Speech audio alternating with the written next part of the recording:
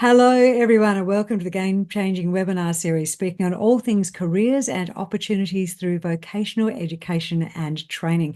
Now, over recent years, there's been a massive shift in the way that society views choosing the VET pathway and the career pathway benefits that it offers. So parents, for those of you who are watching, listening, I want you to take what you know about old school apprenticeships and get ready to learn all about a bold new world, because traditional apprenticeship models are being reimagined, they're being revamped to keep pace with the rapid changes in technology, with industry practices, and also, really importantly, with market needs, with emerging careers as well.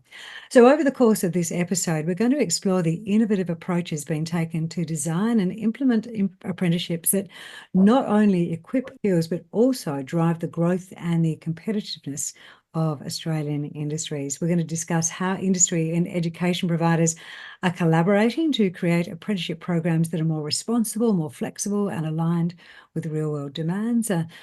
Everything from new training frameworks and digital tools to enhanced partnerships with employers. They're just game-changing apprenticeships, and they're setting really good, really high new standards for skill development or career readiness. So our panel of experts, and I'm about to introduce you to them all, are going to share insights into the latest trends and the best practices in apprenticeship design. We're also going to hear some success stories from two apprentices who've benefited from these innovative approaches and discuss the broader impact, perhaps, if we have time, on Australia's economic future. So let's explore the future of apprenticeships. And our panel for this episode of VET Game Changers. First up, Sandra McKechnie, Career Support and Specialist Service Manager for Apprenticeship Support Australia. What does ASA do exactly, Sandra?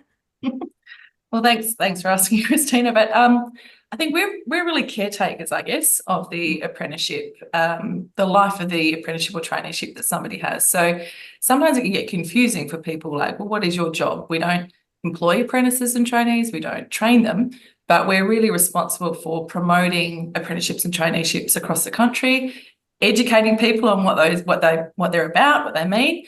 And then we really look after the life cycle of the training contract itself, making sure that everyone's taking care of things as they're meant to. So it'll be full bottle as well, with more than 600 apprenticeships. We'll get onto those. Anyway, all right, Matthew Tosolini. Hello, sir. How are you? Good, thank you. And yourself, ma'am? Not bad. So your full title is the National RTO and Technical Capability Manager for Komatsu Australia. And Komatsu haven't been in this training space for that long, have they? But you've made some pretty big waves, some big awards you've won. Yeah, we're quite proud of the awards that we've achieved over the last couple of years. We've developed our apprenticeship program in conjunction with stakeholders, schools, and our own business needs, but really targeting towards what industry needs, from future on, for the innovation technology that's coming through the earth-moving and mining industries. You've got a really interesting mix of, you've got fully accredited courses, you've got modules, purpose-designed, operator technical management training. You really are very agile and jumping to the industry needs. So I'll get you to explain a bit more about that. But we first need to meet our two VET ambassadors with us. Leela Subramaniam, a junior sous chef with aspirations to own her own restaurant and revolutionise sustainability practices across the industry. Hello, Leela. How are you? I'm good, thank you. How are you? Not bad. And Leanne Phillipson. Hello, Leanne. Hi, how are you? Now, you are a first-year apprentice with the award-winning Komatsu Apprenticeship and Trainee Program. So really grateful to have you on, and we'll be learning about your experiences as we go forwards. So I think, team, the first point to make is that apprenticeships are changing. Companies are more proactive and positive about how they actually train and mentor their new apprentices. So Sandra, your team, Apprenticeship Support Australia, works alongside Komatsu. So it's nice that we've got you all in the same room together. Let's start with you, though, because I'd like to get the ball rolling on this discussion with your insights into VET. What's new in the apprenticeship and traineeship space, and how has the way that traineeships are structured changed recently? Very recently, the contracts for the providers that operate across the country have changed, and they're really focusing on making sure that the apprenticeship and how it's arranged is very apprentice-centric. So all the support services that are wrapped around apprenticeships and traineeships, placing the apprentice at the centre of all actions and decisions and relationships and engagement. So that's really been a big shift, a very current shift. So from the 1st of July. And marrying that is the alignment with the specialist contracts that have been recently implemented, which means that there's focused providers specialising in support for women working in male-dominated trades. Hi, Leanne. And Leela, actually, both of those are in women in male-dominated trades. And First Nations apprentices and anybody working in clean energy occupations, because, of course, you know, the conversation is very much alive around clean energy in the future and the skills requirements for that. How do most people get started in an apprenticeship in Australia? Well, for everyone, it takes employment. I think that's the number one thing. So making sure that there are the employment opportunities and the employers who are willing to take on an apprentice or a trainee is the number one way that apprenticeships and traineeships happen. If the question you're asking is how do they find one, then that's a different thing. It's really important that young people today are talking with their vet coordinators and different providers and engaging with the employers in all the different ways that employers are trying to reach out to meet them where they are and, you know, putting themselves forward. Yeah. There's a lot of school-based traineeships and apprenticeships. Why have they become such a game changer? School-based training really is very attractive to an employer because it means that the person that they take on has already exposure to the industry that they're walking into. So the young person they've been at school, they've also been in the workplace during their school-based training, and the employer knows that the apprentice knows, hey, you're going to be dirty at the end of the day. Hey, you're not going to get to do the high-tech, very exciting thing that you've come into this for from day one. And they can have faith that the apprentice actually has a genuine intention to build their career in this. And that the school-based traineeship really is a great indicator for an employer about a young person's genuine desire to be in that trade. It makes them much more employable, very definitely. Leila, can you tell us a bit about how you got your start in your apprenticeship? What drew you to the world of commercial cookery? I was already working in 3 jobs in hospitality, and I left school doing a double degree of commerce and law. And I pretty soon noticed I wasn't for me. It was a lot of bookwork, and it turned out I wasn't that great at bookwork. But I always really loved cooking. Didn't really think much of a career in it though. But I did have an unfortunate family tragedy, and it kind of changed my perspective on what I should be doing, and that was to choose what I love. And I instantly went and started working full-time as a cook at a job that I was working in a little cafe. And yeah, I guess I just I found out what an apprenticeship was. I didn't know what that meant at the time. I didn't even know it existed. And yet you managed to get through without any guidance from counsellors that was a possible pathway. Yeah, I was put a lot of, I guess, uni, because we do all those little seminars and open days, and it was always at universities, so that option wasn't really shown. But I thought that an apprenticeship was only for tradies and, you know, carpenters and all those things. I didn't really know anything about it being a chef thing.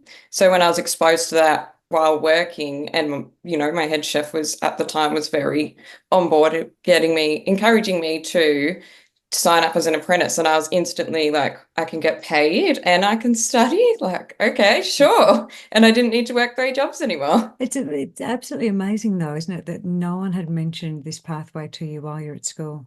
Yeah, no, it's always a bit shocking when I think about it, because if I had known, I could have actually started a pre-apprenticeship when I was in school, and I would have probably been a little bit more advanced than now. But in saying that, I'm grateful regardless. In the intro, we advised parents to take what their preconceived notions of apprenticeships are and be prepared for a bold new world. Sandra, how have the way that apprenticeships are structured changed recently? I really think the delivery model that's used these days is probably something that's new, particularly for parents. It's no longer that quite static, kind of I go off to TAFE and do a day a week or a week at a time and 3 or 4 years and I'm that's a very rigid model. It's actually a really, really flexible model. And to start with, all apprenticeships and traineeships these days are competency-based assessed. So if you're ready and you're ready, TAFE says, or your trainer says you're ready and the employer says you're ready, you can be signed off early, and there's no requirement that they have to complete a rigid 3 or 4 year term. And then when you look at traineeships as well, and they can be as short as 12 months, and you're still getting the same level of qualification and skill set that launches you off for a career. For both apprenticeships and traineeships, we're looking at a very different delivery model than might have been in place 20 years ago, for instance, where it's largely horses for courses. So you get a lot of delivery that will happen still 1 day a week, because that works for business, or 1 week at a time they're attending their off-the-job training.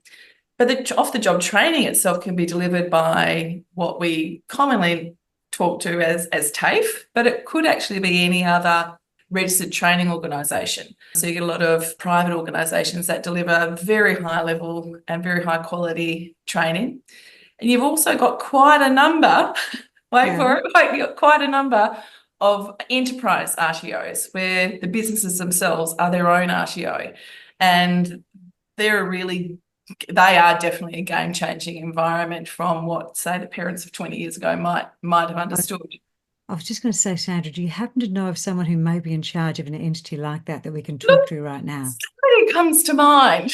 Matthew Komatsu, let's go to you, sir. This is a good segue. So Komatsu has been winning state and Australian awards for the past 4 years in the apprenticeship space. What is it that you're doing that is so revolutionary? How are you changing the game? Komatsu's begun our programs as early as year 7 to 9 in schools, and we're focusing heavily on the STEM and showing that fun in the school world can actually lead to a real world career.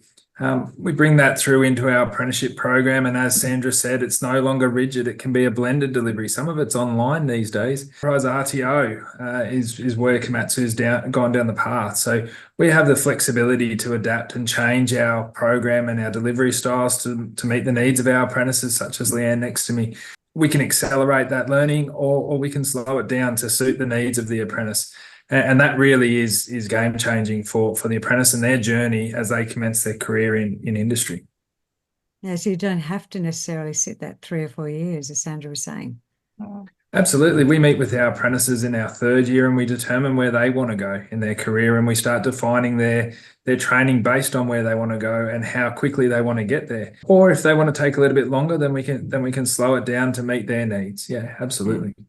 So obviously, when you started this journey of becoming an enterprise organisation 4 years ago, you had a plan. How has that plan changed over the last few years? What have you added to the mix that you think will work better? Yeah, look, our plan was wholly solely based around our own selfish needs, and now we have industry knocking on our door to the point where our Western Region Training Centre opened in May 2021 and is at capacity already. So we're looking to expand that. Our offerings to industry has really driven the need for apprentices to have something different, have not the normal public RTO that is as rigid as it is assumed. Leanne, Matthew did make mention of you. So you're a first-year apprentice with Komatsu. This wasn't where you started, though, was it? Where did you actually where did you start your career? What were you doing? So I actually had owned my own business, a bakery cafe, for 22 years. And at the end of 2022, my business partner and I sold. But the reason I did that was I wanted to get my foot in the door into sort of a lifelong career that I'd always wanted to do, which was with mechanics and in the mining industry and in this line of work. So what prompted you? You obviously sold the bakery and moved on from there, but what gave you the confidence to go and follow up this trade? Because coming back 22 years after being in the world of employment, as it were, that must have been, it takes a lot of courage to do that. Yeah, it was. Thank you for saying that, because it was like a whole new world to me. But like from the moment I first went to, because I actually found out more about Komatsu when I went to, it was called WA Tradie Expo, and they do recruitment WA. So I got to speak to a couple of the staff members from Komatsu, and straight away just talking to them, and I could tell how they were with me, that it wasn't my age or that I'm mature. I had no experience in the industry mattered. And then I got the opportunity to come in and they do an open day every year for the new apprentices to have a look. And I was blown away. Like, you know, there's companies out there that they'll say they'll do this, or they don't preach what they believe in, and Komatsu do that. And you could see that from the moment I came in here. And yeah, so that was basically, how I first got my foot in the door. So what's your first year apprentice? What's this experience been like so far? Absolutely amazing. Like from the beginning, we get the apprentices for the year. We're in a group and we do inductions. And that's for 3 weeks. So you're not just sort of thrown out into the workshops and go for it. So you're actually inducted on safety, which is such a priority in our industry. Also about all the technology and also company policies, and you learn about Komatsu. And so that's the first 3 weeks, as well as doing team building. And it's amazing. Like, they really do invest and they care. And I remember one of the apprentices from last year actually said to me, "You're not a number. They will know you by your name." And they do. They actually make an effort. And it's an amazing company. I'm very lucky. So I'm glad to hear your positive experience. Sandra, talking about people's well-being, their mental well-being and their feeling of worth, how do you as an entity ensure that everyone is okay with their progress? People aren't necessarily, everyone can't be with a Komatsu, but how do you go around to the different organisations and make sure that everyone's okay with their progress, they're being treated really well? Because many of the apprentices can be quite young. It's not school. There are real deadlines, real expectations, which comes quite as a shock to some people. Yeah. And that whole transition from school into the workplace, it's easy at this end of life to forget how challenging that can be. So, there's a lot to support people with. We have a really strong focus on staying engaged with apprentices and trainees, especially in that first year that they're there. So we have regular check-ins with a large number of the apprentices. We'll have mentoring conversations with them, identifying what kind of risk factors they might have or just challenges that they're facing, and then partnering with them and empowering them to take action to deal with those things in their lives. So coming back to that being apprentice-centric, that whole contract, it really is about what does this person in front of us need, and what can we provide? How can we support them and empower them to act and move forward? Sandra, can you give us some sort of insight into what those contract changes are? Well, one of the key changes is the focus on providing support to employers, particularly smaller employers who may not have existing resources, and ensuring that they've got support to create a culturally safe workplace. And we see that especially for apprentices and trainees who are women working in male-dominated trades, but also First Nations Australians working with employers across the country. So, we're really excited about the work that's happening now and coming, about helping employers to address what does it take to make a workplace safe, inclusive and welcoming for any apprentice coming into the workplace. Matthew, what's your success rate like in terms of your success in training and employing apprentices? Yeah, absolutely. We have a really strong focus, as Sandra said, on mentoring, support, and working with the apprentices. We, like you said, Sandra, we often forget that most of the apprentices are in the most formative parts of their career. So you need to work closely with them, and as a result, we're proud to boast a 92% completion rate, which is back against industry standards of down around 55-60. Yeah, that's pretty impressive. Do you think that Komatsu really is changing the way the apprenticeship training is delivered and the outcomes for businesses? Do you see yourselves as leaders? Yeah, we do. We pride ourselves on making sure that our apprentices are the best in the industry.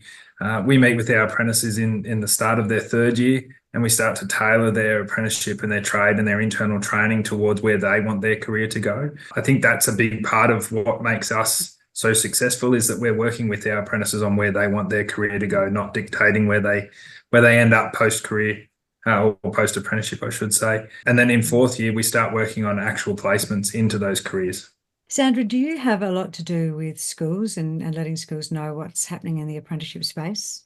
Yeah, we sure do. We get out to over 150 to 200 schools in any 12-month period. We're out there at the school expos. We also deliver a whole suite of workshops that's tailored for each year group to really engage them into the inquiry about, well, what could a career look like?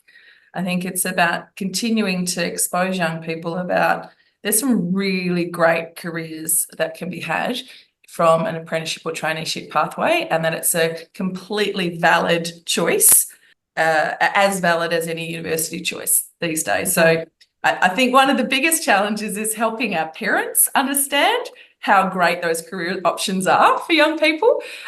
So anytime we've got parents that we can talk to about that, we're really happy to share that information.